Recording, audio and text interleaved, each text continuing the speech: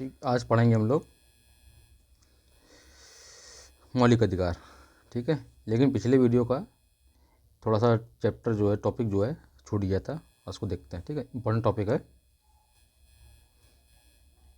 नागरिकता संशोधन अधिनियम। ठीक है, नागरिकता संशोधन अधिनियम 2019। ठीक, ये क्या था? 12 दिसंबर 2019 को अधिसूचित किया गया, लेकिन 10 जनवरी 2020 को लागू किया गया। ठीक है, तो नागरिकता संशोधन अधिनियम है 10 जनवरी 2020 को लागू किया गया। इम्पोर्टेंट है। ठीक, नागरिकता संशोधन अधिनियम ये पाकिस्तान, अफगानिस्तान, बांग्लादेश से 6 गैर दस्तावेजी गैर मुस्लिम समुदाय को धर्म के आधार पर नागरिकता प्रदान करना। ठीक है, अभी हाल ही में एक क्वेश्चन आया था, रेलवे के एलपी में क्वेश्चन आया था कि नागरिकता संशोधन अधिनियम 2019 के तहत कितने देश के हिंदुओं को भारत में नागरिकता प्रदान की गई है। ठीक, तो 6 देश के, ठीक, 6 देश के हिंदुओं को जो गैर दस्तावेजी गैर मुस्लिम समुदाय के धर्म को के आधार पर नागरिकता प्रदान करना। ठीक है, 31 दिसंबर 2014 से पहले या बाद में भारत आने वाले 6 गैर दस्तावेजी गैर मुस्लिम समुदाय में हिंदू, सिख, बौद्ध, जैन, पारसी और ईसाई शामिल हैं। ठीक, इस अधिनियम में विशेष आधार पर केंद्र सरकार OCIS का पंजीकरण रद्द कर सकती है। ठीक, इसमें अपवाद है त्रिपुरा, मिजोरम, असम, अगरतला, मेघालय के आदिवासी क्षेत्रों पर लागू नहीं है। नागरिकता संशोधन अधिनियम, ठीक, 2019 छठी अनुसूची में शामिल है। ठीक है, छठी अनुसूची में शामिल है। वही बंगाल ईस्टर्न फ्रंटियर रेगुलेशन 1873 के अंतर्गत आने वाले सभी क्षेत्रों इसके दायरे से बाहर हैं। ठीक है, इस अधिनियम में 9 संशोधन हुए। ठीक, 1955 में नागरिकता अधिनियम पहली बार 1955 में लागू किया गया। ठीक है,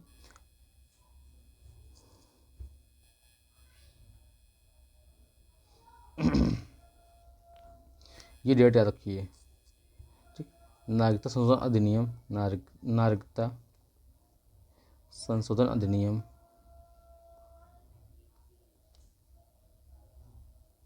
ठीक 10 जनवरी 2020 को लागू हुआ।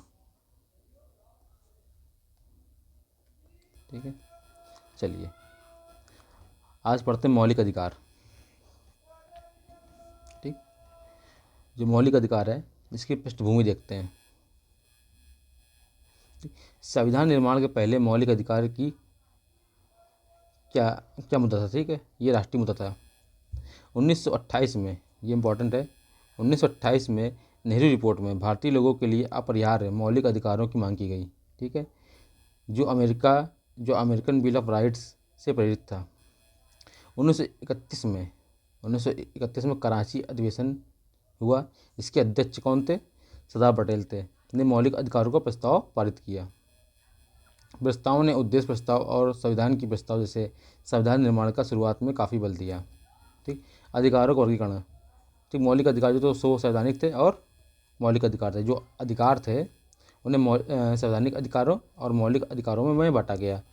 संवैधानिक अधिकार क्या होते हैं? कभी पूछ लेता है कि संवैधानिक अधिकार क्या होता है। ठीक है, वे अधिकार जो संविधान द्वारा प्राप्त होते हैं, वे सभी अधिकार जो संविधान में निहित हैं लेकिन भाग 3 मौलिक अधिकार के क्षेत्र के अंतर्गत नहीं है। ठीक है, संवैधानिक अधिकार क्या होते हैं? वे अधिकार जो संविधान द्वारा प्राप्त होते हैं लेकिन वह भाग 3 में अधिकार क्षेत्र के अंतर्गत नहीं है। ठीक है, और वे सभी अधिकार संविधान में निहित हैं। ठीक, संवैधानिक अधिकार उल्लंघन होने पर सर्वोच्च न्यायालय जा सकते हैं। ठीक है, पर मौलिक अधिकार और संवैधानिक अधिकार के बीच में अंतर यह है कि आर्टिकल 32 के तहत केवल मौलिक अधिकार के मामले में उपलब्ध है, ना कि संवैधानिक अधिकार। ठीक है, जो आर्टिकल 32 है केवल मौलिक अधिकार हेतु उपलब्ध है। ठीक, कानूनी अधिकार क्या होता है? जो सांसद और राज्य विधानमंडलों द्वारा, ठीक, के विभिन्न अधिनियमों द्वारा प्रदान किया जाता है, उन्हें कहते हैं कानूनी अधिकार। ठीक, व्यवहारिक कानूनी द्वारा संरक्षित है। इन अधिकारों को विधायिका द्वारा बदलाव या बदलाव करके वापस लिया जा सकता है। ठीक है, एग्जाम्पल के तौर पर आर्टिकल 300A, ठीक है, संपत्ति का अधिकार है। ये पहले आर्टिकल 31 में था। ठीक, आर्टिकल 31 में क्या था? संपत्ति का अधिकार था, जिससे संविधान जिसे 44वां संशोधन 1978 के तहत कानूनी अधिकार बनाया गया। ठीक है, और जिसे आर्टिकल 300A में रखा गया। मौलिक अधिकार, संविधान में निहित बुनियादी मानव अधिकार। ठीक है, मौलिक अधिकार जो है संविधान में निहित बुनियादी मानव अधिकार। संरक्षक कौन है इसके? सर्वोच्च न्यायालय, सुप्रीम कोर्ट, ठीक, और हाई कोर्ट दोनों हैं। ठीक, मानवाधिकार क्या होता है? समानता के आधार पर प्रत्येक मनुष्य को प्राप्त है। समानता के आधार पर प्रत्येक मनुष्य को प्राप्त है। संविधान के अंतर्गत, ठीक, मौलिक अधिकार और राज्य के नीति तत्व। पहली पीढ़ी का अधिकार क्या होते हैं? पहली पीढ़ी जो अधिकार है वो नागरिक है, राजनीतिक अधिकार, ठीक, मतदान का अधिकार, ये पहली पीढ़ी का अधिकार है। सदन की स्वतंत्रता, अभिव्यक्ति की स्वतंत्रता, ठीक, धर्म की स्वतंत्रता। ठीक, द्वितीय पीढ़ी के अधिकार कौन कौन से? आर्थिक, सामाजिक और सांस्कृतिक हैं। रोजगार का अधिकार, आवास का अधिकार, ठीक है, पर्याप्त स्वास्थ्य और देखभाल की सुरक्षा। ठीक, थर्ड पीढ़ी के अधिकार क्या है? सामूहिक स्तर समाजी, ठीक, आर्थिक विकास का अधिकार, प्रदूषण रहित हवा में सांस लेने का अधिकार, समाज में एकजुट का अधिकार। चौथी पीढ़ी के अधिकार क्या है? विकास संबंधी अधिकार, ठीक, गर्भपात या ट्रांसजेंडर का अधिकार। मौलिक अधिकार का आधार, मूल अधिकार, मतलब मूल अधिकार जो किसी देश के नागरिक को उपलब्ध होते हैं। ठीक, इसका बेस क्या है? मूल अधिकार जो किसी देश के नागरिक को उपलब्ध होते हैं, देश के कानून द्वारा संरक्षित हैं। ठीक, मौलिक अधिकार को भाग 3 आर्टिकल नंबर 12 से 35 में रखा गया है। ठीक, कुछ अधिकार को आर्टिकल 300A में, 301 और 325 में रखा गया है। मूल अधिकार अमेरिका के संविधान से प्रेरणा ली गई है। ठीक है, जो मूल अधिकार है वो कहाँ से लिया गया है? अमेरिका के संविधान से प्रेरणा ली गई है। ठीक,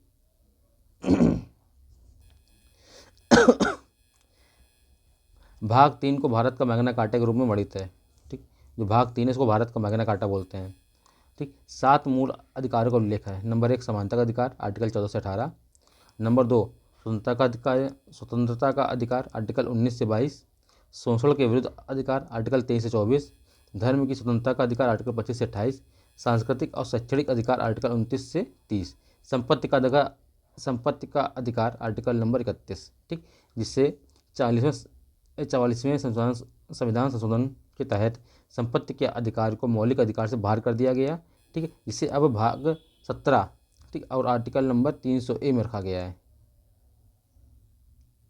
ठीक है, वर्तमान में सिर्फ कितने? 6 मौलिक अधिकार हैं। वर्तमान में सिर्फ कितने मौलिक अधिकार हैं? 6। संपत्ति के अधिकार को भाग 12 300A में रखा गया। ठीक है, भाग 12 आर्टिकल 300A में रखा गया। ठीक, अब संपत्ति का अधिकार क्या है? कानूनी अधिकार, ना कि मौलिक अधिकार है। ठीक, आर्टिकल संवैधानिक, ठीक, 7 नंबर क्या है? संवैधानिक उपचार। ठीक है, आर्टिकल नंबर 32।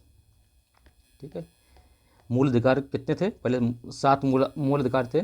ठीक है, प्रारंभ में 7 मूल अधिकार थे, लेकिन आर्टिकल नंबर 31 को, ठीक, संपत्ति के अधिकार को 44वें संविधान संशोधन द्वारा हटाकर, ठीक है, मौलिक अधिकार से बाहर कर दिया। अब संपत्ति का अधिकार जो है कानूनी अधिकार है। ठीक, जिसे भाग 12 और आर्टिकल 300A में रखा गया है।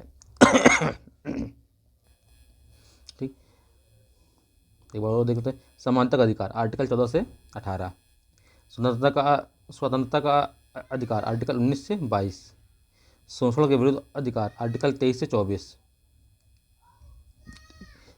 धर्म की स्वतंत्रता का अधिकार, 25 से 28। सांस्कृतिक और शैक्षणिक अधिकार, 29 से 30। ठीक है, वर्तमान में सिर्फ 6 मौलिक अधिकार हैं। ठीक है,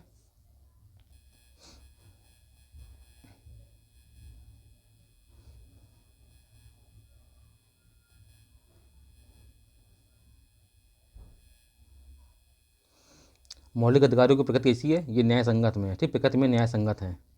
ठीक है, और 6 मौलिक अधिकार हैं। अधिकार पूर्ण नहीं बल्कि सीमित है। ठीक है, वे प्रकृति में न्याय संगत हैं।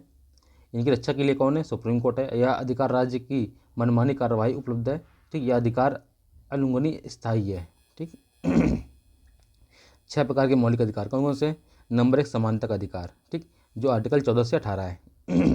ठीक, आर्टिकल समानता का अधिकार आर्टिकल 14 से 18। आर्टिकल नंबर 14 क्या है? कानून के समक्ष समानता। आर्टिकल नंबर 15 विभिन्न आधारों पर भेदभाव का निषेध से धर्म जाति लिंग। ठीक है, धर्म विभिन्न आधारों पर भेदभाव का निषेध। आर्टिकल नंबर 16 सार्वजनिक रोजगारों के मामलों पर अवसर की समानता। आर्टिकल नंबर 17 क्या है? अस्पृश्यता का उन्मूलन है। 18 क्या है? उपाधियों का अंत। ठीक, उपाधियों का उन्मूलन, सैन्य और शैक्षणिक उपाधि को छोड़कर। ठीक, स्वतंत्रता का अधिकार। आर्टिकल नंबर 19 से 22। आर्टिकल नंबर 19 में 6 अधिकारों के संरक्षण के संबंध में। ठीक है, आर्टिकल नंबर 19 का है वाक एवं अभिव्यक्ति स्वतंत्रता।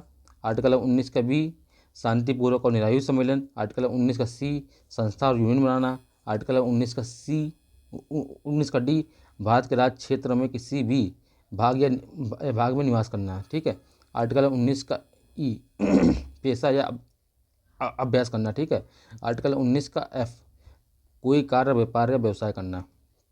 ठीक है, स्वतंत्रता का अधिकार आर्टिकल नंबर 19 से 22। ठीक, इसमें 6 अधिकारों के संरक्षण के संबंध में। ठीक है, आर्टिकल 19 का ए वाक्य और अभिव्यक्ति स्वतंत्रता। आर्टिकल 19 का बी शांतिपूर्वक या निरायुध सम्मेलन। आर्टिकल 19 का सी संस्था या यूनियन बनाना। आर्टिकल 19 का डी भारत के राज्य क्षेत्र में किसी भाग में निवास करना। आर्टिकल 19 का ई पेशा का अभ्यास करना। आर्टिकल 19 का एफ कोई कार्य व्यापार या व्यवसाय करना। ठीक, अब जो शॉर्टकट में याद करेंगे। आर्टिकल 19 का छः ठीक, आर्टिकल 19 में 6 अधिकार का संरक्षण दिए गए। 19 का ए में वाक्य और अभिव्यक्ति स्वतंत्रता। ठीक, 19 का बी में शांतिपूर्वक या निरायुध सम्मेलन। ठीक, सम्मेलन वर्ड याद रखेंगे। 19 का सी में संस्था या यूनियन बनाना, संस्था बनाना। ठीक है, आर्टिकल 19 का डी में निवास करना। ठीक, आर्टिकल 19 ई पेशा। आर्टिकल 19 का एफ व्यापार। ठीक है चलिए, आर्टिकल नंबर 20 अपराधों के लिए 2 सिद्धि में संरक्षण। आर्टिकल नंबर 20 में क्या है? अपराधों के लिए 2 सिद्धि में संरक्षण। आर्टिकल नंबर 21 जीवन और व्यक्तिगत स्वतंत्रता की सुरक्षा। ठीक, आर्टिकल नंबर 21 का शिक्षा का अधिकार।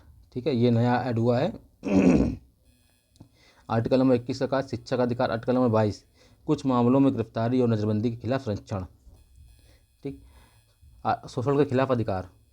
ठीक है, समानता का अधिकार 14 से 18 था। इसके बाद था स्वतंत्रता का अधिकार 1922। ठीक, 22 तक खत्म हो गया। अब दूसरा आता है तीसरा। ठीक, शोषण के खिलाफ अधिकार। आर्टिकल नंबर 23 जो 23 से 24 है। ठीक है, आर्टिकल नंबर 23 मानव यातायात एवं जबरन श्रम का निषेध। ठीक है, ह्यूमन ट्रैफिकिंग का या जबरन जो काम करवाते हैं उसका उसके लिए निषेध है। ठीक है, मानव यातायात या जबरन निषेध। आर्टिकल नंबर 24 कारखानों आदि में बच्चों के रोजगार पर रोक। ठीक, सॉरी। ठीक, चौथा मौलिक अधिकार क्या है? धर्म स्वतंत्रता का अधिकार। आर्टिकल नंबर 25 से 28। आर्टिकल नंबर 25 क्या है? धर्म का आचरण अभ्यास और प्रचार की स्वतंत्रता। ठीक, धर्म का आचरण अभ्यास और प्रचार की स्वतंत्रता। आर्टिकल नंबर 26 धार्मिक मामलों के प्रबंधन की स्वतंत्रता। ठीक, आर्टिकल 27 किसी विशेष धर्म के प्रचार के लिए करों के भुगतान के लिए मुक्ति। ठीक है, 27 में क्या करों की मुक्ति देगी? किसी धर्म के प्रचार के लिए करों के भुगतान में मुक्ति दी गई है। आर्टिकल नंबर 28 कुछ शिक्षण संस्थानों में धार्मिक पूजा में भाग लेने के लिए आज़ादी। ठीक है, तो चौथा मौलिक अधिकार क्या है? धर्म की स्वतंत्रता का अधिकार। आर्टिकल 25 से 28 है। आर्टिकल नंबर 25 क्या है? धर्म का आचरण अभ्यास और प्रचार की स्वतंत्रता। ठीक, आर्टिकल नंबर 26 क्या है? धार्मिक मामलों के प्रबंधन की स्वतंत्रता। आर्टिकल 27 क्या? किसी विशेष धर्म के प्रचार के लिए करों का भुगतान से मुक्ति। आर्टिकल नंबर 28 कुछ शिक्षण संस्थान में धार्मिक पूजा में भाग लेने की आज़ादी। ठीक, शैक्षिक अधिकार, शैक्षणिक एवं सांस्कृतिक अधिकार। ठीक है, आर्टिकल नंबर 5 ये 29 से 30 है। ठीक, आर्टिकल 29 से 30। ठीक, आर्टिकल नंबर 29 क्या है? अल्पसंख्यकों के हितों की रक्षा। आर्टिकल नंबर 30 क्या है? अल्पसंख्यकों को शैक्षणिक संस्थाओं की स्थापना एवं प्रशासन का अधिकार। ठीक है, अब देखिए छठा मौलिक अधिकार था जिसे अब खत्म कर दिया गया है। आर्टिकल नंबर 31 संपत्ति का अधिकार। इसे 44वें संविधान संशोधन द्वारा 1978 द्वारा 44वें संविधान संशोधन 1978 के द्वारा ठीक हटाया गया है। अब जो संपत्ति का अधिकार है ये मौलिक अधिकार ना होकर कानूनी अधिकार है। ठीक है, अब ये कानूनी अधिकार है, ठीक। जिससे भाग 12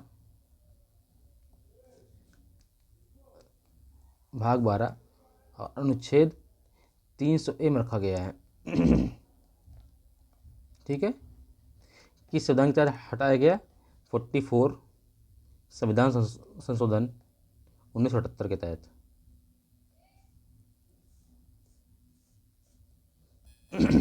आर्टिकल 32 संवैधानिक उपचार का अधिकार, ठीक है। अब देखिए इंपॉर्टेंट पॉइंट ये फैक्ट है, कुछ मामलों में मौलिक अधिकार का रद्द होना, ठीक। किन किन मामलों में जो अपने मौलिक अधिकार जो खत्म हो जाते हैं? तो जैसे राज्य, सशस्त्र बलों, अर्धसैनिक बल, पुलिस बल आदि जैसे विशेष वर्ग समूह के लोगों के कुछ मौलिक अधिकार से भी वंचित कर दिया जाता है, ठीक है। जो अपने सशस्त्र बल हैं, अर्धसैनिक बल हैं, ठीक है, पैरामिलिट्री फोर्स है, उनके लिए कुछ विशेष वर्ग के समूह हैं के लिए मौलिक अधिकारों से वंचित भी कर दिया जाता है, ठीक। स्थायी प्रगति का ना होना, संसद में अधिकारों को किसी भी सामान्य अधिनियम से नहीं बल्कि अपितु संवैधानिक संशोधनों के माध्यम से कम या निरस्त कर सकती है, ठीक है।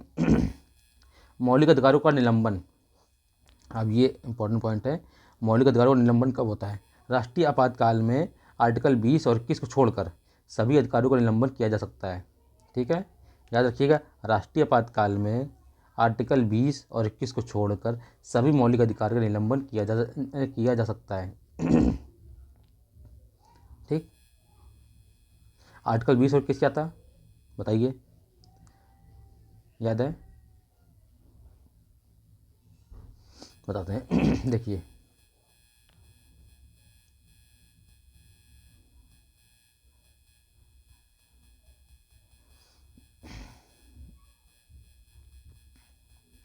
कौन कौन से आर्टिकल जो है जिनका निलंबन नहीं होता है। आर्टिकल 20 अपराधों के लिए 2 सिद्धि में संरक्षण और प्राण एवं दैहिक स्वतंत्रता, ठीक है, जीवन की और व्यक्तिगत की स्वतंत्रता की सुरक्षा, ठीक है।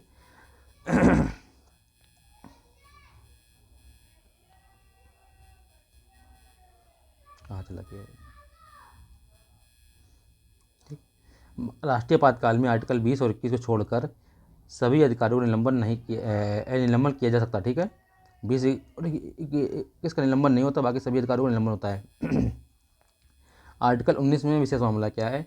आर्टिकल 19 में 6 मौलिक अधिकारों में, ठीक, मौलिक अधिकारों को सशस्त्र विद्रोह में नहीं बल्कि जबकि युद्ध और भारी युद्ध, जब युद्ध या भारी आक्रमण यानी भारी आपातकाल के आधार पर रद्द किया जा सकता है, ठीक है।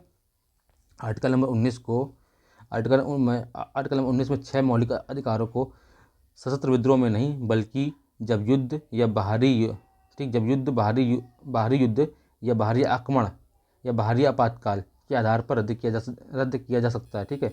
मौलिक अधिकारों पर प्रतिबंध, मौलिक अधिकार व्यक्तिगत और पूर्ण अधिकार है, ठीक है। मौलिक अधिकार जो है व्यक्तिगत और पूर्ण अधिकार है। मौलिक अधिकार की प्रकृति योग्य है यह अधिकार वाद योग्य है, ठीक है, क्योंकि राज्य द्वारा उच्च प्रतिबंधों के अधीन है। आर्टिकल नंबर 12 क्या है? ठीक, जो हम लोग का जो मौलिक अधिकार है, मौलिक अधिकार हम लोग के भाग 3 आर्टिकल 12 से 35, ठीक। तो आर्टिकल नंबर 12 क्या है? भाग 3 के प्रयोजनों के लिए राज्य शब्द का परिभाषित किया गया है, ठीक है।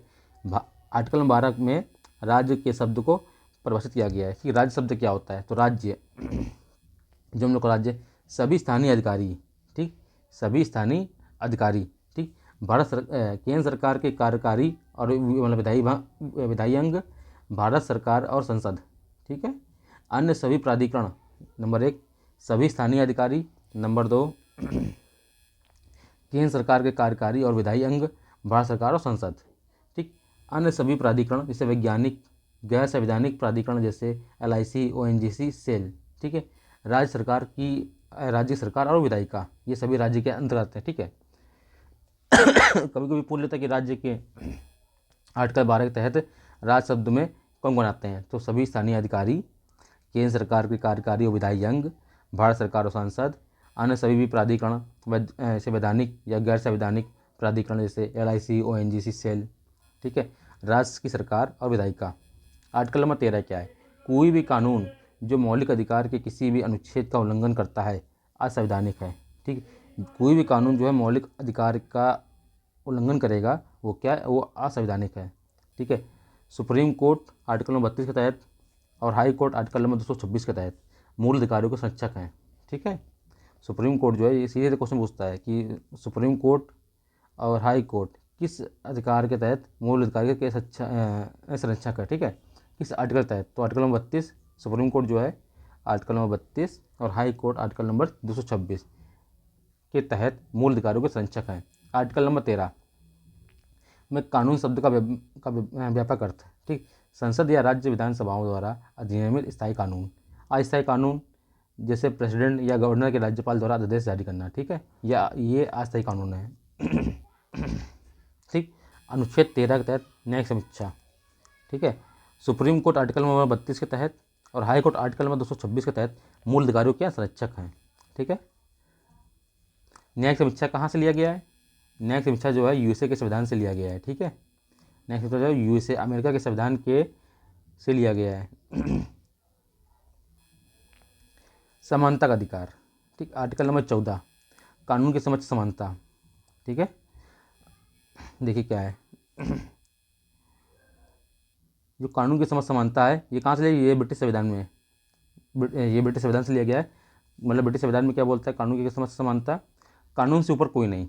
ये ब्रिटिश संविधान का बोलना हुआ है, कोई विशेष अधिकार नहीं, ठीक है। कोई भी व्यक्ति देश के कानून से ऊपर नहीं। लेकिन अमेरिकी संविधान में क्या है? अमेरिकी संविधान में कानून की समझ से समानता क्या है? सभी के बीच कानून का समान होना, ठीक है, समान व्यवहार किया जाना चाहिए, कोई भेदभाव नहीं, ठीक। समानता के अधिकार के अपवाद, ठीक। कानून की समझ समानता का नियम पूर्ण नहीं है, ठीक है, क्योंकि इसके संवैधानिक और अन्य अपवाद भी शामिल हैं। जैसे भारत के प्रेसिडेंट गवर्नर को निम्नलिखित में छूट प्राप्त है, ठीक है। कानून की समझ से समानता के अधिकार में भारत के प्रेसिडेंट और गवर्नर को निम्नलिखित छूट प्रदान है। किसी भी अदालत के प्रति जवाबदेह नहीं है। जो प्रेसिडेंट और गवर्नर हैं ये किसी भी अदालत के प्रति जवाबदेह नहीं है। पद की अवधि के दौरान किसी भी अदालत में उनके खिलाफ कोई आपराधिक कार्रवाई नहीं की जाएगी, ठीक है। आर्टिकल नंबर 14 कानून की समझ समानता,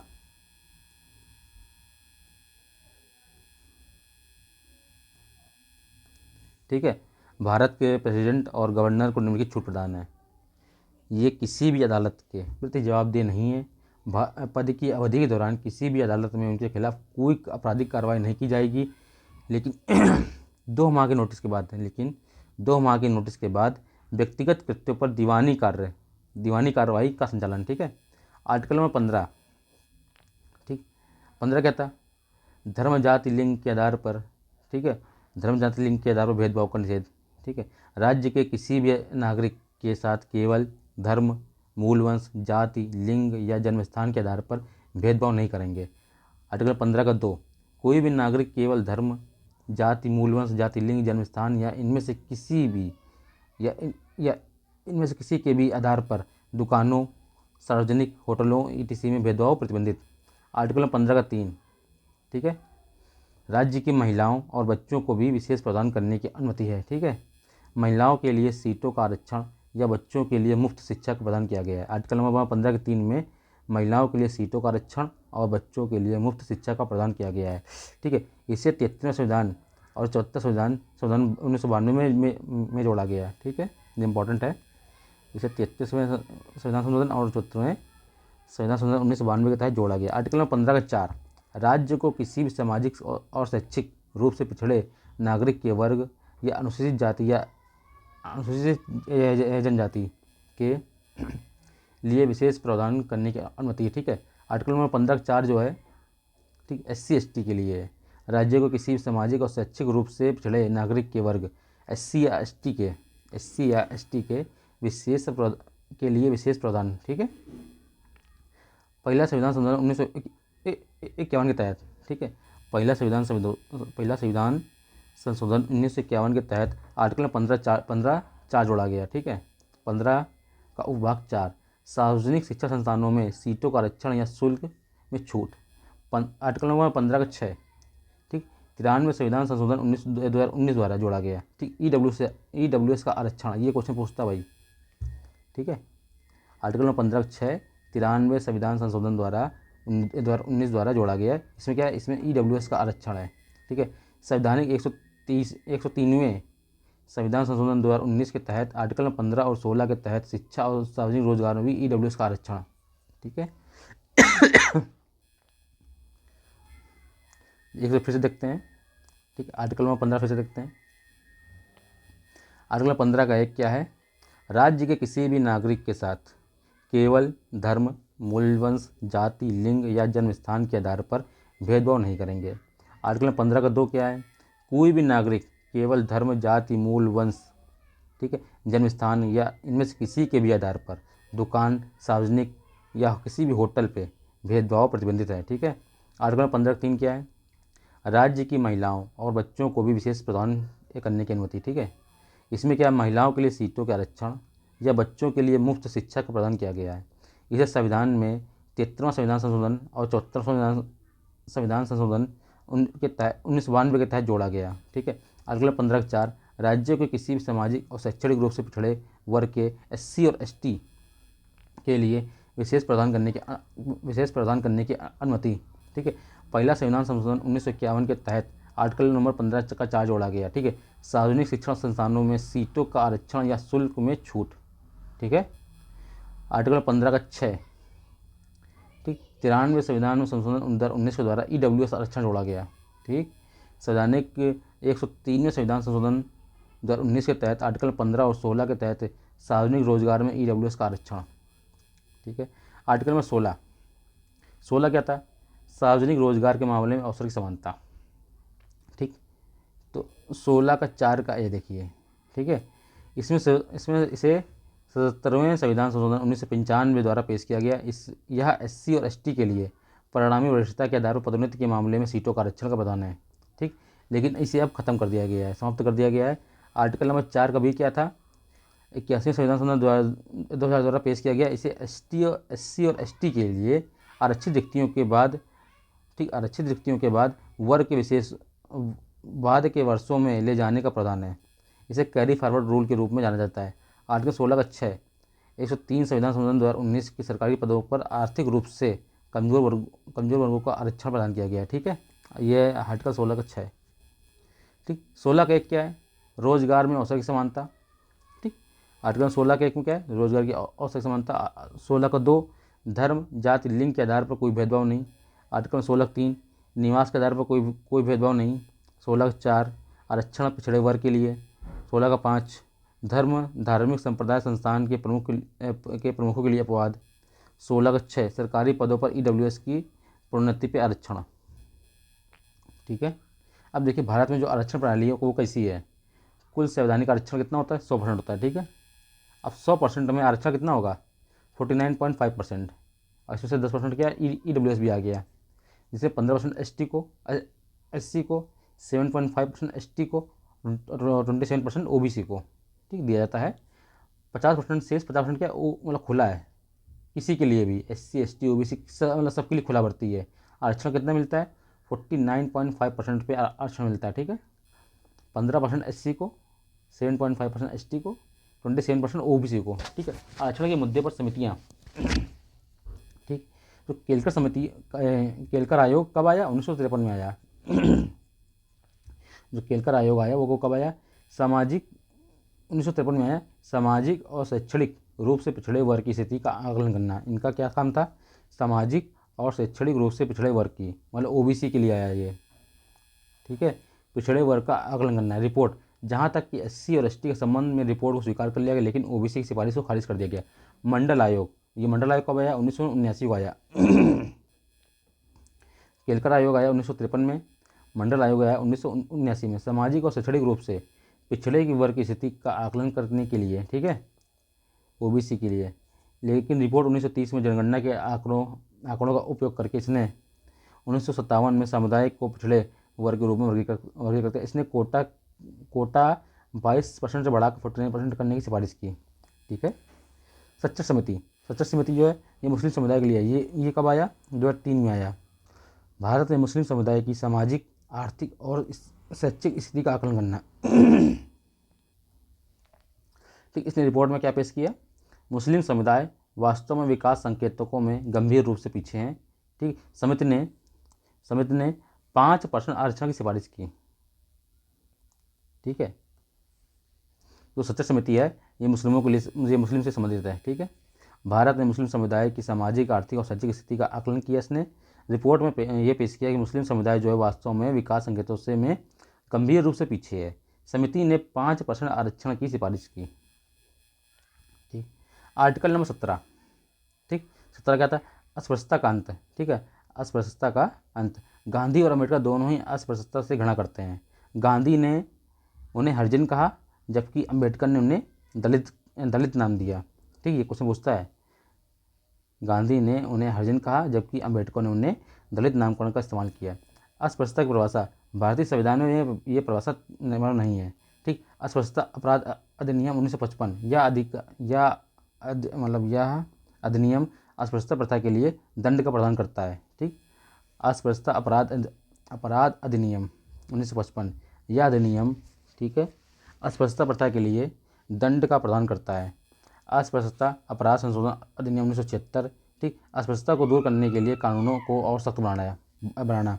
नागरिक अधिकार संरक्षण अधिनियम 1976, मूल अधिनियम का नाम बदलकर नागरिक अधिकार संरक्षण अधिनियम 1976 कर दिया। ठीक है, अपराध के रूप में।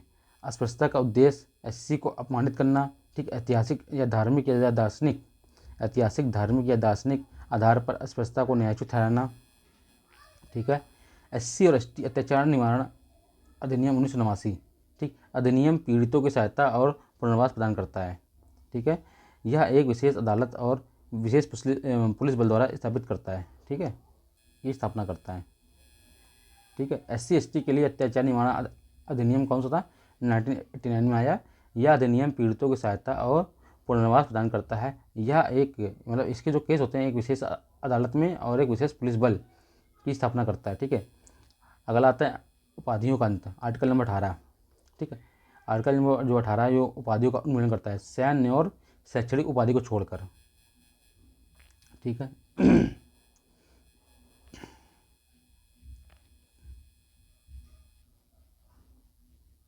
देखिए आर्टिकल नंबर 18 क्या है?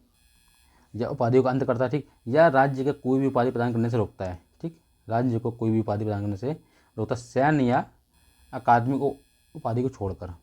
या किसी भी विदेशी राज्य से किसी भी उपाधि को स्वीकार करने से रोकता है। ठीक, लाभ का कोई भी पद धारण करने वाला विदेशी कोई उपाधि स्वीकार नहीं कर सकता। ठीक, प्रेसिडेंट की सहमति चाहिए इसमें।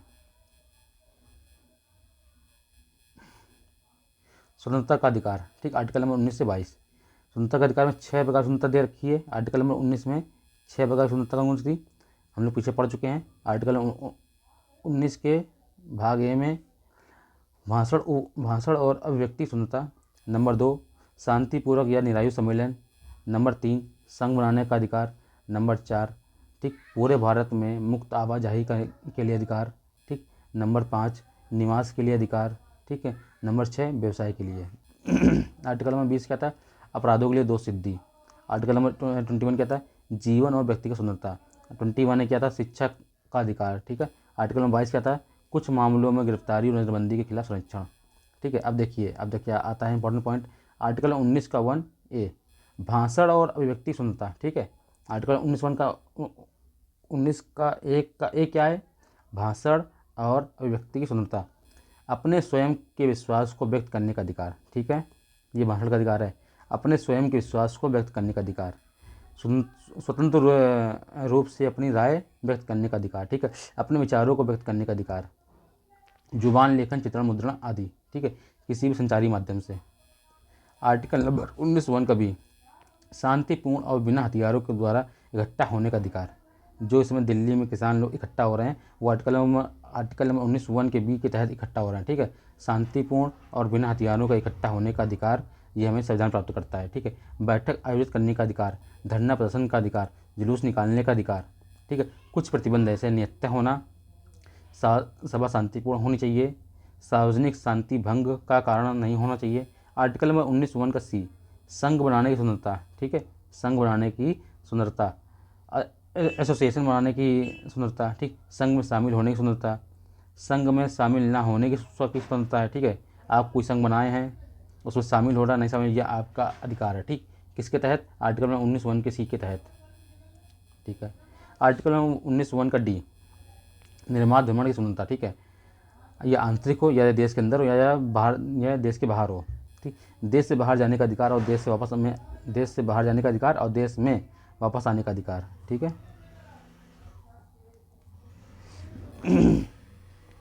आर्टिकल नंबर 19 का 1 का ई, ठीक, निवास की स्वतंत्रता, ठीक है, निवास की स्वतंत्रता, देश के किसी भी हिस्से में रहने का अधिकार है और बसने का अधिकार है। आर्टिकल 19(1) का जी, व्यापार और व्यवसायिक स्वतंत्रता, ठीक है, 19 का 1 का जी क्या कहता है, व्यापार और व्यवसायिक स्वतंत्रता देता है। आर्टिकल नंबर 20, यह व्यक्तियों को, ठीक, नागरिकों और गैर नागरिकों को अपराधों के लिए दो सिद्धि के खिलाफ सुरक्षा की गारंटी देता है, ठीक है। 20 का 1 क्या, पूर्व फैक्टो लॉ, आर्टिकल नंबर 20 का 1 क्या है, पूर्व फैक्टो लॉ, ठीक है, किसी भी व्यक्ति को लागू कानून को छोड़कर किसी भी अपराध का दोषी पाया गया, ठीक है, किसी भी व्यक्ति को लागू कानून छोड़कर किसी भी अपराध का दोषी पाया गया, ठीक। आर्टिकल नंबर 20 का 2, दोहरे खतरे, एक ही अपराध के लिए एक से अधिक मुकदमा चलाया गया, ठीक है, नहीं चलाया जाता है, एक ही अपराध के लिए एक से अधिक मुकदमा जो है नहीं चलाया जाता है, एक अपराध के लिए आपको एक ही दंड मिलेगा, ठीक। आर्टिकल नंबर 20 का 3, आत्म अपराध, खुद के खिलाफ गवाह बनने के लिए मजबूर किया, ठीक है, ये हमसे जैसे पुलिस लोग के खुद के खिलाफ कोई गवाह नहीं बनता, ठीक है, जबकि किसी व्यक्ति के खिलाफ कोई दूसरा गवाह नहीं होगा तब तक वो अपराध सिद्ध नहीं होगा। आर्टिकल नंबर 20, अपराधों के लिए आरोपी व्यक्तियों के अधिकार की रक्षा करने का ध्यान रखा गया है, ठीक है। आर्टिकल नंबर 359, आपातकाल के दौरान इस लेख को निलंबित नहीं किया जा सकता, ठीक है, राष्ट्रीय आपातकाल के दौरान आर्टिकल नंबर 20 और 21 को निलंबित नहीं किया जा सकता, ठीक है। आर्टिकल नंबर 21 क्या है, कानून द्वारा स्थापित प्रक्रिया के अनुसार किसी भी व्यक्ति के उसके जीवन या व्यक्ति की स्वतंत्रता से वंचित नहीं किया जाएगा, ठीक। 21 को बोलते हैं प्राण एवं दैहिक स्वतंत्रता, क्या बोलते हैं शॉर्ट में, प्राण एवं दैहिक स्वतंत्रता, ठीक है, ये आर्टिकल नंबर 21 है, ठीक। और आर्टिकल नंबर 20 और 21 को राष्ट्रीय आपातकाल के दौरान निलंबित नहीं करते, ठीक। आर्टिकल नंबर 14, 19 और 21 को द गोल्डन ट्रायंगल बोलते हैं, ठीक, सीधे क्वेश्चन बोल लेता है किन किन आर्टिकल को द गोल्डन ट्रायंगल बोलते हैं, तो आर्टिकल नंबर 14, 19 और 21 को द गोल्डन ट्रायंगल बोलते हैं, ठीक है।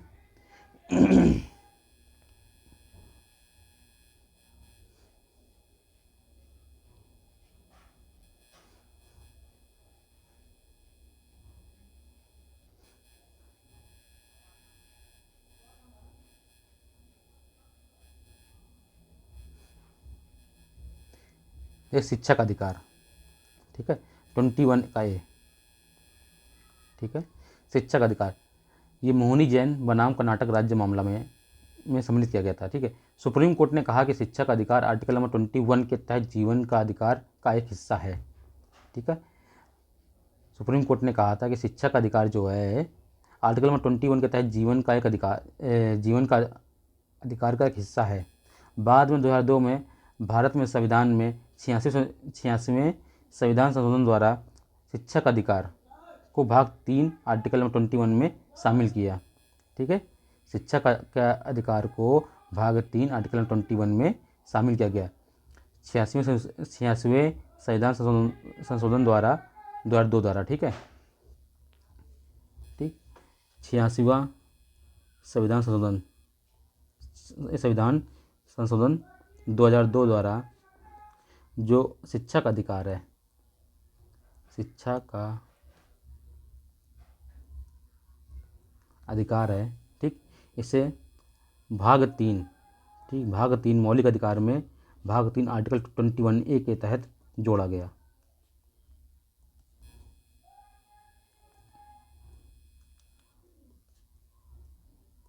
ठीक है। आर्टिकल नंबर 21A 86वें संविधान संशोधन 2002 के तहत जोड़ा गया ये, ठीक, भाग 3 में शिक्षा का अधिकार, इसके अंतर्गत राज्य 6 से 14 वर्ष, ये जो ये आ रहा है इसको याद रखेंगे, ठीक है, इसके अंतर्गत राज्य जो है 6 से 14 वर्ष के बच्चों की आयु को मुफ्त और अनिवार्य शिक्षा प्रदान करेगा। इसका प्रबंध जो है राज्य करेगा। ठीक है, शिक्षा का अधिकार क्या था? राज्य जो है 6 से 14 वर्ष के बच्चों की आयु को मुफ्त और अनिवार्य शिक्षा प्रदान करेगा। इसका प्रबंध राज्य करेगा। प्रारंभिक शिक्षा मौलिक अधिकार है। ठीक है, यह प्रावधान पहले आर्टिकल नंबर 45 में था, DPSP में था। ठीक है, यह प्रावधान पहले आर्टिकल नंबर 45 DPSP में था, जिसे 86वें संविधान संशोधन 2002 में मौलिक अधिकार में जोड़ा गया। ठीक है, इसे कब से लागू किया? इसे अप्रैल 2010 में लागू किया गया। ठीक है, मौलिक अधिकार 51A का ठीक जोड़ा गया है। ठीक है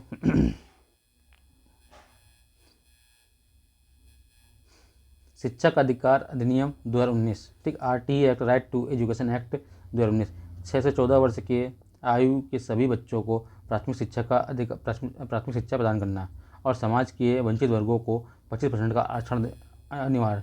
ठीक, एक पॉलिसी आई थी, no retention policy, right to education, धारा 16 के तहत ठीक निरोध नीति प्रदान नहीं की गई। किसी भी स्कूल में दाखिल बच्चों को कक्षा 8 तक की प्राथमिक शिक्षा पूरी करने तक किसी भी कक्षा में रोका या निष्कासित नहीं किया जाएगा। ठीक है, अधिनियम द्वारा निर्धारित मानदंड और मानक छात्र के प्रमाण पत्र प्रदान किए जाएंगे। सभी बच्चों को मुफ्त अनिवार्य शिक्षा 6 से 14 वर्ष तक। ठीक है, छात्र शिक्षक अनुपात, PTR, इमारतें और बुनियादी। तो ठीक है, ठीक। अब देखो राइट टू एजुकेशन में क्या है? शिक्षक के लिए आवश्यक व्यवसायिक डिग्री। ठीक ना, जो शिक्षक है इसके लिए आवश्यक व्यवसायिक डिग्री होगा। ठीक, व्यय राज्य और केंद्र सरकार करेगी। वंचित वर्ग को 25% का आरक्षण दिया जाएगा, जो इसमें SC ST या सामाजिक रूप से OBC होगा। बच्चों को मुफ्त और अनिवार्य शिक्षा का अधिकार, ठीक है, 2019 के तहत हटाया गया। ठीक है, बच्चों को मुफ्त और अनिवार्य शिक्षा दी जाएगी। राइट टू एजुकेशन संशोधन 2019 को, ठीक, राइट टू एजुकेशन अधिनियम 2009 से नो रिटेंशन पॉलिसी। ठीक चलिए आगे बढ़ते हैं। आर्टिकल नंबर 22, गिरफ्तारी और नज़रबंदी के खिलाफ संरक्षण। ठीक है, गिरफ्तारी और नज़रबंदी के खिलाफ संरक्षण। साधारण कानून के साथ सौदा, एक व्यक्ति को दंडित या परीक्षण के बाद, ठीक है, या दंडात्मक निरोध। गिरफ्तारी के बाद अधिसूचित करने का अधिकार। ठीक है, गिरफ्तारी के बारे में अधिसूचित करने का अधिकार। जैसे किसी व्यक्ति को पुलिस गिरफ्तार करने आती है तो उसको बताती है कि आपको किस जुर्म में गिरफ्तार कर रहे हैं। कानूनी व्यवसाय से परामर्श करने और बचाव करने का अधिकार। ठीक, इसे वकील करने का अधिकार है अपने को, उसी कानूनी व्यवसाय से परामर्श करने और बचाव करने का अधिकार, मतलब वकील से परामर्श करने और बचाव करने का अधिकार। 24 घंटे के भीतर मजिस्ट्रेट के समक्ष पेश होने का अधिकार। 24 घंटे के बाद रिहा होने का अधिकार, जब तक कि मजिस्ट्रेट आगे के हिरासत को अधिकृत नहीं करता। नज़रबंदी क्या है? ठीक है, निवारण निरोध। ये क्या है? ये निवारण निरोध है, जिससे एक व्यक्ति को हिरासत परीक्षण के बिना निवारण निरोध कानून में से निपटना। ठीक, नज़रबंदी जो होती है 3 महीने से भीतर नहीं हो सकती। ठीक है, जब तक कोई सलाहकार बोर्ड विस्तारित निरोध को पर्याय कारण की रिपोर्ट नहीं करता। ठीक, हिरासत 2 प्रकार की होती है। हिरासत दो प्रकार की होती है। दंडात्मक, किसी भी व्यक्ति को उसके द्वारा किए गए अपराध के लिए अदालत में मुकदमे और दोषसिद्धि के बाद दंडित करना। ठीक है, किसी व्यक्ति को गिरफ्तारी जो होती है वो 2 प्रकार की होती है। एक होती है मतलब आपने जो जुर्म किया उसके लिए आपको दंडात्मक निरोध है। ठीक है, किसी भी व्यक्ति को उसके द्वारा किए गए अपराध की लिए अदालत में मुकदमे और दोषसिद्धि के बाद दंडित करना। निवारक निरोध, व्यक्ति को बिना किसी मुकदमे और अदालत द्वारा दोषसिद्धि के हिरासत में रखना। ठीक है, इसका उद्देश्य यह है कि व्यक्ति को पिछले अपराध के लिए दंडित करना नहीं, बल्कि भविष्य में अपराध करने में रोकना। ठीक, निवारक निरोध केवल एक एहतियाती उपाय है और संदेह पर आधारित है। ठीक है,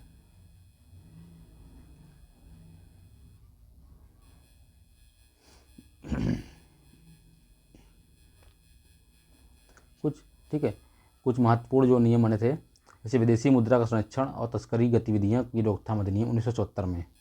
ठीक है, विदेशी मुद्रा का संरक्षण और तस्करी गतिविधियों की रोकथाम अधिनियम 1974। राष्ट्र सुरक्षा अधिनियम, ठीक, नेशनल सेफ्टी एक्ट, ठीक है, 1980 में आया। आतंकवादी और विघटनकारी गतिविधियों की रोकथाम, ठीक, टाडा जो है आतंकवादी और विघटनकारी गतिविधियों की रोकथाम अधिनियम 1985 में आया। ठीक है, इसे 1990 में निश्चित कर दिया। Narcotic drugs and psychotropic substance act, ठीक है, में अवैध यातायात की रोकथाम 1988 में आया। अब देखिए शोषण के विरुद्ध अधिकार, ठीक है, आर्टिकल नंबर 23 और 24।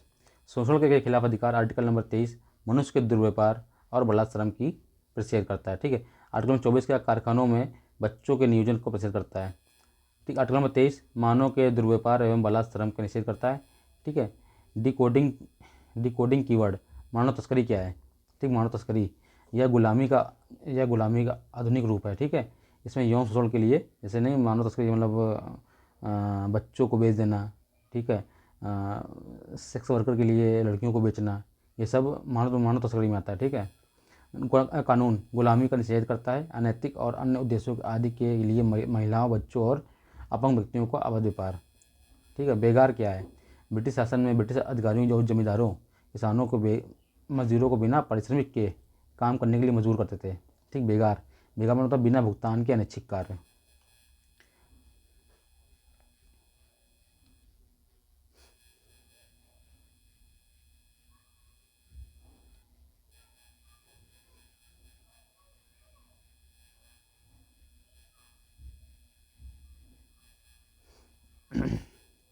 देखिए कानून, आर्टिकल नंबर 23 ने बंधुआ मजदूरों को असावधानी घोषित कर दिया। ठीक है, बंधुआ मजदूर जो है असावधानी घोषित कर दिया।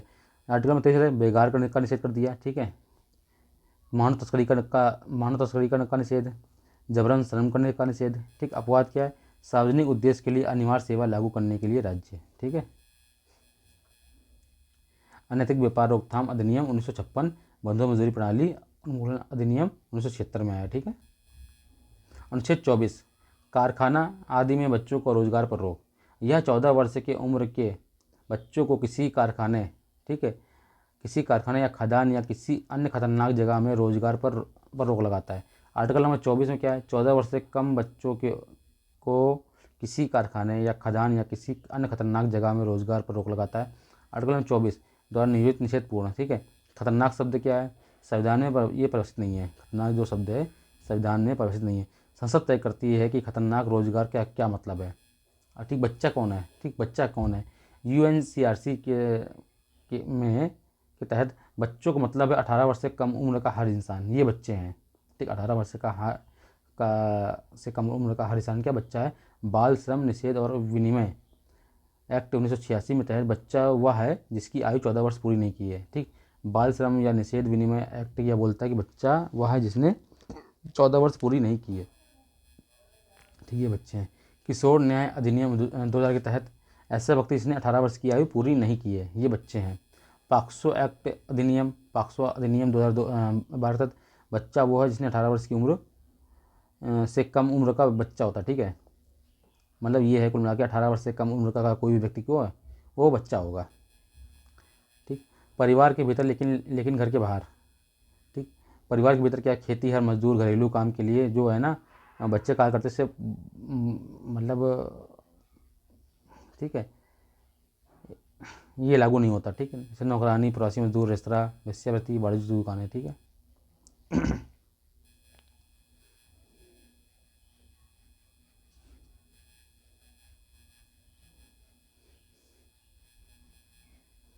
धर्म की स्वतंत्रता का अधिकार। ठीक है, अगला है धर्म की स्वतंत्रता का अधिकार, आर्टिकल 25 से 28। ठीक है, आर्टिकल नंबर 25 अंतःकरण की स्वतंत्रता और स्वतंत्र व्यवसाय का अभ्यास और धर्म का प्रचार करना। ठीक है, अंतःकरण की स्वतंत्रता और स्वतंत्र व्यवसाय का अभ्यास और धर्म का प्रचार।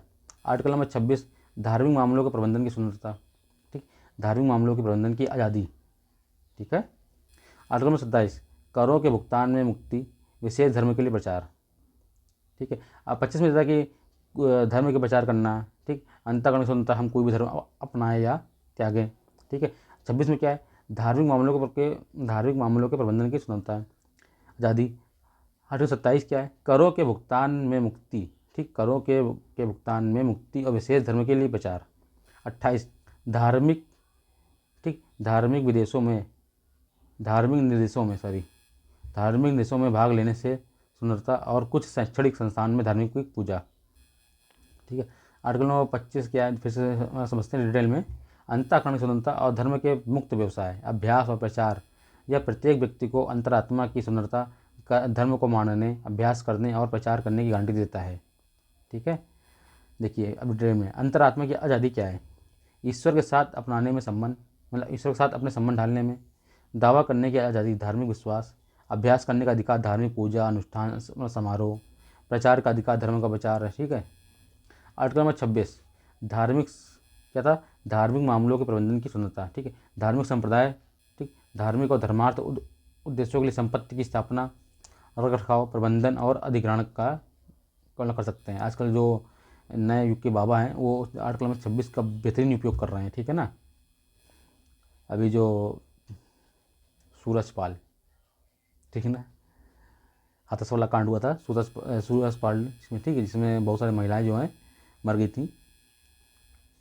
ठीक, आर्टिकल नंबर 26 धार्मिक और धर्मार्थ उद्देश्यों के लिए संस्थापनों की स्थापना करना और रखरखाव करना। ठीक, धर्म के मामलों में खुद के मामले का प्रबंधन करने के लिए चल और अचल संपत्ति का स्वामित्व का और अधिग्रहण करना, ऐसी संपत्ति को कानून के अनुसार प्रशासन करना। ठीक है। आर्टिकल नंबर 27 धर्म के प्रचार के लिए कराधान से मुक्ति। ठीक, अगर आप धर्म का प्रचार कर रहे हैं इसमें आपको कोई टैक्स नहीं लगाया जाएगा। ठीक, किसी भी व्यक्ति किसी विशेष धार्मिक संप्रदाय के प्रचार या रख रखाव के लिए किसी भी कर का भुगतान करने के लिए बाध्य नहीं किया जाएगा। ठीक है, यह प्रावधान केवल कर पर रोक लगाता है, ना कि शुल्क पर। आर्टिकल नंबर 28 धार्मिक शिक्षा में भाग लेने की स्वतंत्रता। किसी भी शैक्षणिक संस्थान से कोई भी धार्मिक शिक्षा प्रदान नहीं की जाएगी। यही ना बात। पूरी तरह से राज्य द्वारा बनाए गए संस्थान में पूरी तरह से प्रतिबंधित है। राज्य द्वारा प्रशासित है, लेकिन किसी भी बंदोबस्ती ट्रस्ट के तहत स्थापित सभी संस्थान में अनुमति है। ठीक है, राज्य द्वारा मान्यता प्राप्त संस्थान में स्वैच्छिक है, एनजीओ में स्वैच्छिक है। ठीक, एजुकेशन और कल्चरल राइट्स। ठीक है, शैक्षणिक और सांस्कृतिक अधिकार। आर्टिकल नंबर 29 अल्पसंख्यकों के हितों का संरक्षण है। ठीक है। आर्टिकल नंबर 30 अल्पसंख्यकों के शैक्षणिक संस्थानों की स्थापना और प्रशासन का अधिकार। आर्टिकल नंबर 29 किसी भी अधिकार को किसी भी शैक्षणिक संस्थान में प्रवेश से वंचित नहीं किया जाएगा। ठीक है, किसी भी नागरिक को किसी भी शैक्षणिक संस्थान में प्रवेश से वंचित नहीं किया जाएगा। विशिष्ट भाषाओं, लिपि और संस्कृति का संरक्षण है। ठीक है, भाषाई अल्पसंख्यक, जाति अल्पसंख्यक, किसी भी जाति का अल्पसंख्यक। ठीक है। आर्टिकल नंबर 29 धार्मिक अल्पसंख्यक तथा भाषाई अल्पसंख्यक दोनों को सुरक्षा प्रदान करता है। ठीक है। आर्टिकल नंबर 30 क्या है, अल्पसंख्यक को शैक्षिक संस्थान की स्थापना और प्रशासन का अधिकार। ठीक, आर्टिकल नंबर 30 अपनी पसंद के शिक्षण संस्थान की स्थापना और प्रशासन। ठीक है, अधिग्रहण के लिए राज्य द्वारा मुआवजा राशि। राज्य किसी भी अल्पसंख्यक शिक्षण संस्थान के साथ कोई भेदभाव नहीं। ठीक है। आर्टिकल नंबर 31 इंपॉर्टेंट है, ये कहता है ये संपत्ति का अधिकार था।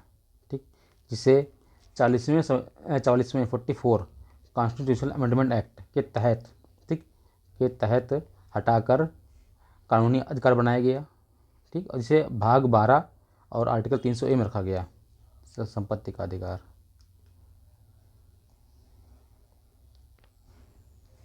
ठीक है, जिसे 40वें संविधान संशोधन 1978 के तहत संपत्ति का अधिकार मौलिक अधिकार से समाप्त कर दिया गया। इसे भाग 12 आर्टिकल 300A के तहत कानूनी अधिकार बनाया गया। बस इतने इसमें है।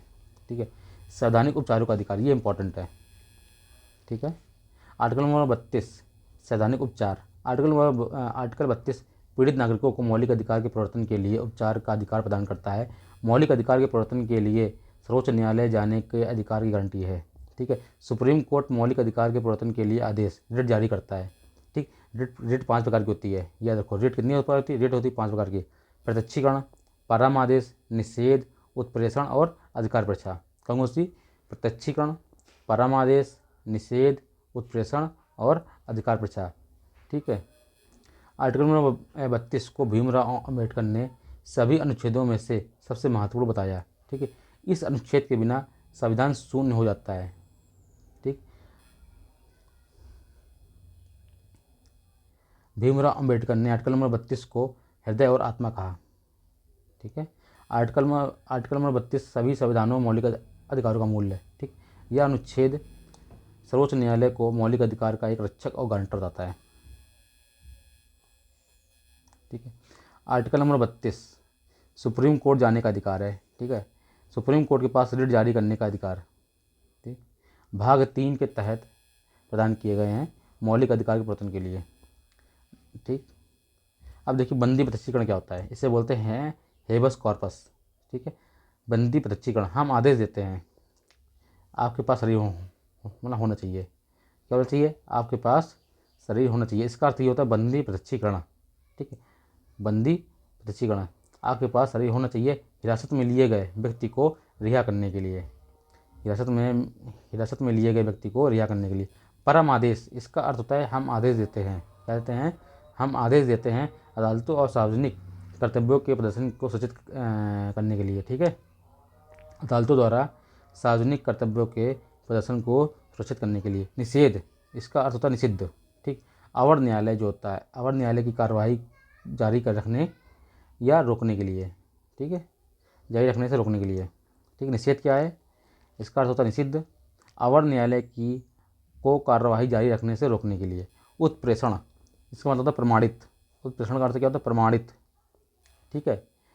किसी अवर न्यायालय द्वारा पहले से पारित आदेश को रद्द करने के लिए। ठीक है। उत्प्रेषण का मतलब क्या है? प्रमाणित। अवर न्यायालय द्वारा पहले से पारित आदेश को रद्द करने के लिए। अधिकार परीक्षा, किस अधिकार से? अधिकार परीक्षा किस अधिकार से? किसी व्यक्ति को सार्वजनिक पद धारण करने से रोकने के लिए। ठीक है। आर्टिकल नंबर 32 केवल मौलिक अधिकारों के उल्लंघन के मामले में उपलब्ध है, न कि अन्य कानूनी अधिकार के मामलों में। ठीक है। आर्टिकल में जो 32 है, जो संविधान को सुरक्षा बताया गया है। ठीक है। केवल मौलिक अधिकारों के उल्लंघन के मामले में, न कि कानूनी मामले में। सर्वोच्च न्यायालय के पास किसी भी मौलिक अधिकार के प्रवर्तन के लिए निर्देश या आदेश रिट जारी करने की शक्ति होती है। ठीक है। सर्वोच्च न्यायालय के पास किसी भी मौलिक अधिकार के प्रवर्तन के लिए, ठीक है, निर्देश या आदेश जारी करने की शक्ति होती है। रिट क्या है? रिट मतलब होता है प्रशासनिक या न्यायिक क्षेत्राधिकार वाले निकाय द्वारा एक औपचारिक लिखित आदेश। रिट मतलब होता है एक लिखित आदेश। ठीक। भारत के आर्टिकल नंबर 32 के तहत सुप्रीम कोर्ट को और 226 के तहत हाई कोर्ट को यह अधिकार प्राप्त है। सर्वोच्च न्यायालय का रिट 3 मामलों में उच्च न्यायालय से भिन्न होता है। ठीक है। ये होता है उच्चतम न्यायालय, ये सुप्रीम कोर्ट हो गया, ये हो गया उच्च न्यायालय, ये हो गया हाई कोर्ट। ठीक है। के जो सुप्रीम कोर्ट को है केवल मौलिक अधिकारों के प्रवर्तन के लिए रिट जारी करता है। ठीक। जो सुप्रीम कोर्ट है केवल मौलिक अधिकारों के प्रवर्तन के लिए रिट जारी करता है। उच्च न्यायालय मौलिक अधिकारों के प्रवर्तन प्लस किसी अन्य आदेश के लिए भी रिट जारी करता है। ठीक है। इस मामले में सर्वोच्च न्यायालय का जो अधिकार है उच्च न्यायालय के अधिकार क्षेत्र से छोटा है। ठीक है। सर्वोच्च न्यायालय पूरे भारत में रिट जारी करता है। ठीक। और लेकिन हाई कोर्ट जो है केवल कुछ अपवादों को छोड़कर अपने विशेष राज्य में ही रिट जारी करता है। ठीक है। इस मामले में सुप्रीम कोर्ट का अधिकार क्षेत्र जो है उच्च न्यायालय के अधिकार क्षेत्र से बड़ा है। सर्वोच्च न्यायालय अपने अधिकार क्षेत्र का प्रयोग करने से इनकार नहीं करता। ठीक। सर्वोच्च न्यायालय अपने रिट अधिकार क्षेत्र का प्रयोग करने से इनकार नहीं कर सकता है। आर्टिकल नंबर 226 के तहत एक विवेकाधीन है, इसलिए एक उच्च न्यायालय अपने रिट अधिकार क्षेत्र को प्रयोग करने से इनकार कर सकता है। ठीक है। ये बात समझ आई? ठीक। उच्चतम न्यायालय जो है एक बार फिर देख लेते हैं, रिवीजन कर लेते हैं। उच्चतम न्यायालय केवल मौलिक अधिकारों के प्रवर्तन के लिए रिट जारी करता है, जबकि हाई कोर्ट मौलिक अधिकारों के प्रवर्तन के साथ साथ किसी अन्य उद्देश्य से या कानून के लिए भी रिट जारी कर सकता है। इसमें जो सर्वोच्च न्यायालय का अधिकार है उच्च न्यायालय के क्षेत्राधिकार इसके छोटा है। सर्वोच्च न्यायालय पूरे भारत में रिट जारी कर सकता है, जबकि उच्च न्यायालय अपने राज्य में ही रिट जारी कर सकता है। सर्वोच्च न्यायालय अपने रिट अधिकार क्षेत्र का प्रयोग करने से इनकार कर सकता है, लेकिन इनकार नहीं कर सकता है, लेकिन हाई कोर्ट जो है अपने रिट अधिकार क्षेत्र का प्रयोग करने से इनकार कर सकता है। ठीक। अब रिट के प्रकार देख लीजिए, अब इसे डिटेल में सोचते हैं। रिट होते हैं जो 5 प्रकार के हैं। रिट हम लोग पढ़ाते हैं कौन से? बंदी प्रत्यक्षीकरण, परमादेश, ठीक है, और निषेध, उत्प्रेषण और अधिकार परीक्षा। ठीक, 5 थे। कौन कौन से वो फिर करते हैं? बंदी प्रत्यक्षीकरण, परमादेश, निषेध, उत्प्रेषण, बंदी प्रत्यक्षीकरण। ठीक, बंदी प्रत्यक्षीकरण मतलब शरीर धारण करना। ठीक है, हिरासत में लिए गए व्यक्ति को न्यायालय के समक्ष लाना, ये होता है बंदी प्रत्यक्षीकरण का मतलब होता है हिरासत में लिए गए व्यक्ति को न्यायालय के समक्ष लाना। अवैध नज़रबंदी के खिलाफ व्यक्तिगत स्वतंत्रता के मौलिक अधिकार की रक्षा करता है। ठीक है, यह अदालत द्वारा उस व्यक्ति को जारी किया जाता है। ठीक, बंदी प्रत्यक्षीकरण, निजी, नागरिक और सार्वजनिक प्राधिकरण। ठीक, हिरासत में लिए गए व्यक्ति को न्यायालय के समक्ष लाना। परामादेश, इसका मतलब होता है हम आदेश देते हैं, इसको बोलते हैं इंग्लिश में मैंडामस। ठीक, इसको बोलते हैं हेबस कॉर्पस।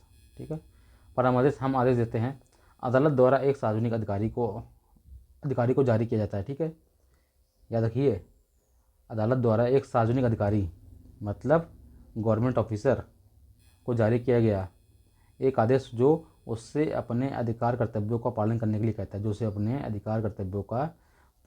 लिए कहता है, ठीक, जिन्हें करने में वो विफलता प्रदर्शनों को। ठीक है, यह किसी न्यायालय या किसी सार्वजनिक निकाय, निगम, आवर न्यायालय, न्यायाधिकरण, सरकार के खिलाफ भी इसी उद्देश्य के लिए जारी कर सकते हैं। ठीक है, परम आदेश की रिट जारी नहीं की जा सकती है। जो परम आदेश की रिट है केवल सरकारी कर्मचारी, सरकारी विभाग, न्यायालय के खिलाफ जारी होती है।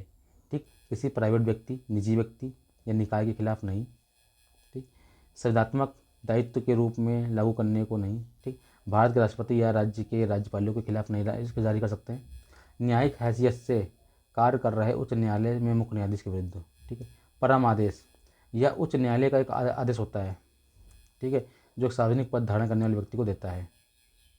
ठीक है, अब आता तीसरा रिट होता है निषेध। ठीक, इसको बोलते हैं इंग्लिश में प्रोहिबिशन।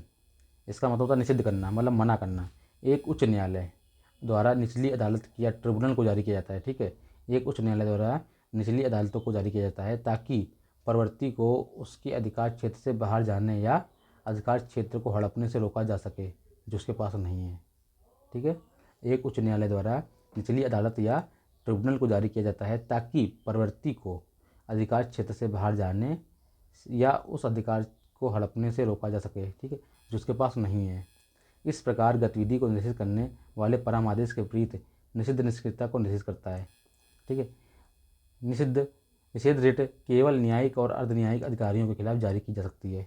ठीक है, केवल न्यायिक और अर्धन्यायिक अधिकारियों के खिलाफ जारी की जा सकती है। यह प्रशासनिक अधिकारी, विधायी निकायों और निजी व्यक्तियों के विरुद्ध जारी नहीं की जा सकती। ठीक, निषेध इसका उद्देश्य या अवर न्यायालय को अपने अधिकार क्षेत्र से बाहर जाने से रोकने के लिए। ठीक है, किसके खिलाफ जारी करता है? न्यायिक और अर्धन्यायिक के खिलाफ। ठीक है, इसका उद्देश्य होता है अवर न्यायालय को अपने अधिकार क्षेत्र से बाहर जाने से रोकना। ठीक है, उत्प्रेषण। ठीक, इसका अर्थ होता है प्रमाणित करना। ठीक है, यह सूचित होना। एक उच्च न्यायालय द्वारा निचली अदालत या ट्रिब्यूनल को या तो प्रवर्ती के पास लंबित मामले को अपने पास स्थानांतरित करने के लिए जारी किया जाता है या अधिकार क्षेत्र से अधिक या अधिकार क्षेत्र की कमी या कानून की त्रुटि के आधार पर जारी की जाती है। ठीक, इस प्रकार के निषेध के विपरीत जो केवल निवारक है। ठीक है, जो उत्प्रेषण जो है ये निषेध के विपरीत है, निषेध के विपरीत है। ठीक, विपरीत कार्य करती है। ठीक, उत्प्रेषण एक अवर न्यायालय या न्यायाधिकरण द्वारा अधिकार क्षेत्र के बाहर आदेश को रद्द करने के लिए जारी की जाती है। ठीक है, एक बार फिर देख लेते हैं उत्प्रेषण। इसका अर्थ होता है प्रमाणित करना या सूचित होना। एक उच्च न्यायालय द्वारा निचली अदालत या ट्रिब्यूनल को प्रवर्ती के पास लंबित मामले को अपने पास स्थानांतरित करने के लिए। ठीक है, जैसे कोई उच्च न्यायालय है जो निचली अदालतों में जो कोई भी केस जो है लंबित है उन्हें अपने पास स्थानांतरित करने के लिए, ठीक, के लिए जारी करता है। यह अधिकार क्षेत्र से या अधिकार क्षेत्र की कमी या कानून की त्रुटि के आधार पर जारी करता है। जैसे निचली अदालतें जिन्होंने अपना जो फैसला है अधिकार क्षेत्र के बाहर या अधिकार क्षेत्र की कमी या कुछ किसी त्रुटि पर दिया है तो उच्च न्यायालय जो होता है उस केस को अपने पास बुलाती है इसके माध्यम से, उत्प्रेषण रिट के माध्यम से। ठीक है, उत्प्रेषण जो है निवारक और उपचारात्मक दोनों है। उत्प्रेषण जो है रिट जो है ये निवारण और उपचारात्मक दोनों है। यह इस प्रकार की रिट जो है निषेध के विपरीत होती है। ठीक है, उत्प्रेषण की रिट केवल न्यायिक और अर्ध न्यायिक अधिकारियों के विरुद्ध जारी की जाती है, प्रशासनिक अधिकारियों के विरुद्ध नहीं। ठीक है, केवल न्यायिक और अर्ध न्यायिक जो न्यायालय से संबंधित काम करते हैं। उत्प्रेषण एक अवर न्यायालय या न्यायाधिकरण द्वारा अधिकार क्षेत्र के बाहर पारित आदेश को रद्द करने के लिए भी जारी की जाती है। ठीक, अधिकार परीक्षा, इसका मतलब किस अधिकार से। ठीक है, सार्वजनिक कार्यालय के धारक के खिलाफ अदालत को यह दिखाने के लिए जारी की जाती है कि वह किस अधिकार के तहत कार्यालय में पद धारण करते। ठीक है, ठीक, हम लोग रेट खत्म हो गई। अब आता है आर्टिकल नंबर 33। आर्टिकल नंबर 33, ठीक है, सशस्त्र बल और मौलिक अधिकार। संसद कानून द्वारा सशस्त्र बल, ठीक है, सशस्त्र बलों के सदस्यों या सार्वजनिक व्यवस्था के रखरखाव वाले बलों के लिए लागू मौलिक अधिकारों को प्रतिबंधित या निरस्त कर सकती है। ठीक है, ये आर्टिकल नंबर 33 है। केवल संसद ही कानून बना सकती है। ठीक, जैसे कुछ अधिनियम संसद ने बलों के मौलिक अधिकारों को प्रतिबंधित करने के लिए कई कानून बनाए। सेना अधिनियम 1950, नौसेना अधिनियम 1950, वायुसेना अधिनियम 1950, पुलिस बल अधिनियम 1966, सीमा सुरक्षा बल वगैरह। ठीक है, ये उन पर प्रतिबंध लगाते हैं। बोलने की स्वतंत्रता, संघ बनाने का अधिकार, ट्रेड यूनियन या राजनीतिक संघों के सदस्यों का होने का अधिकार। ठीक है, आर्टिकल नंबर 34, मार्शल लॉ और मौलिक अधिकार। यह मार्शल अधिकारों पर प्रदान करता है, जबकि मार्शल लॉ का भारत के क्षेत्र के भीतर किसी भी क्षेत्र में लागू होता है।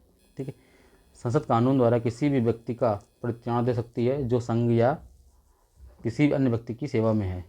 ठीक, आर्टिकल नंबर 35, ठीक है, कुछ मौलिक अधिकारों को प्रभावित करता है या निर्धारित करता है कि कुछ प्रावधानों को लागू करने के लिए कानून बनाने की शक्ति से केवल संसद में निहित होगी, ना कि राज्य विधानसभा में। ठीक है, जो कानून बनाने की शक्ति है केवल संसद में है, ना कि विधानसभा में।